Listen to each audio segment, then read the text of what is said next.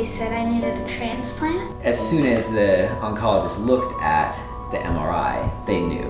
You need to go immediately to Children's. Your son has leukemia. We were like a deer in a headlight. It's a very scary, dark time, quite frankly. I was disappointed. That's what, when he told me, that's your child. That's not my kid. It does suck, and it's okay to admit that, and it's okay to say that. And I think like Brent's place just kind of is conducive to that mindset that it is hard, and it's okay to accept that, and you don't have to just suck it up. Well, Brent's place, of course, starts with Brent.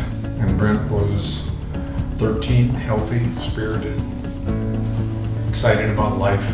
And then one day he wasn't. At least he wasn't healthy. At the end of the day, we came home without Brent.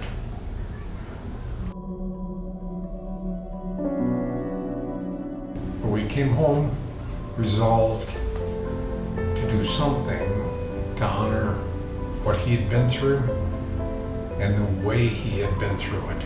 As it started with a group of people that understood what it was like to go through this. And so our founders, Donald and Ely, lost Brent after a transplant. And so they've lived this journey, firsthand, and unfortunately lost Brent as a result of an infection that he got post-transplant. We started raising money for the American Cancer Society.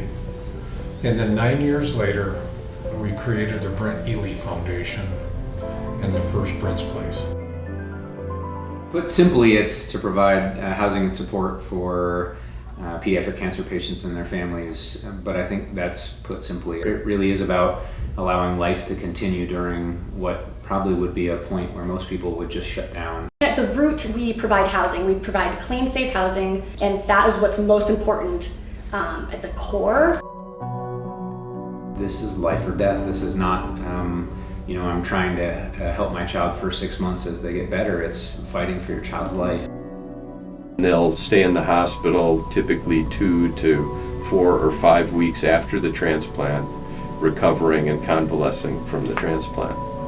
At that point, they become an outpatient, and that's when they typically move over here to Brent's place. When we discharge the patients, they're still in a pretty vulnerable state. Their blood counts may not be entirely normal. They may still need transfusions. Their immune system is weak.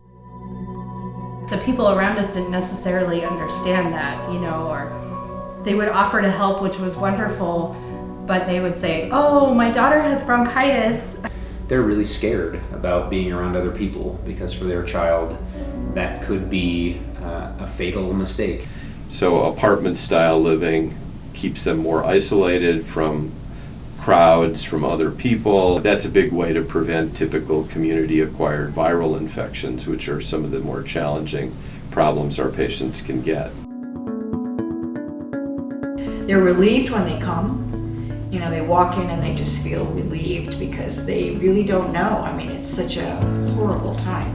And then they see the building, they meet the staff, and then they're told it doesn't cost them anything. So it was really such a relief to come here. It was taken care of, just that we could be together, the 4 of us. We have volunteer groups who come in 4 to 5 nights a week. They provide dinners. On Monday nights they have family night dinners, which is where the families can come down and talk and sit at the tables, and That's kind of like the night out.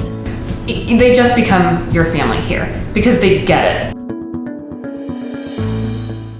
Our families, they do better, they stay healthier.